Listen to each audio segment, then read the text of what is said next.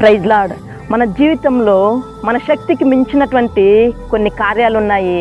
వాటిని మన బలము చేతను, మన శక్తి చేతను, మన జ్ఞానం చేతను, మనకి కలిగి ఉన్నటువంటి ఐశ్వర్యం చేతను సాధించాలనుకుంటే వాటిని మనం చేయలేము.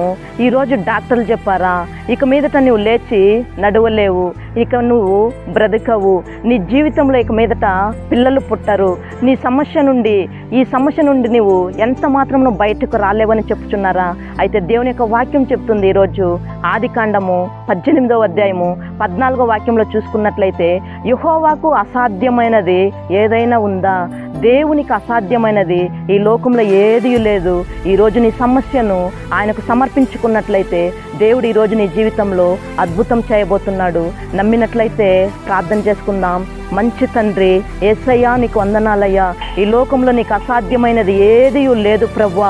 అయ్యా, నీ బిడ్డలు ఏ సమస్యలైతే నా తండ్రి నీకు సమర్పించుకొని ప్రార్థించుచున్నారు, వారి జీవితంలో ఈరోజే ఒక అద్భుతము జరుగునుగాక నాన్న, ఆశ్చర్యకార్యము జరిగించుదురుగాక నాన్న, మహిమగల కార్యాలు జరిగించుదురుగాక, నీ నామము మహిమనందునుగాక, బిడ్డలు మీ కొరకు సాక్షులుగా నిలబెట్టుదురుగాక.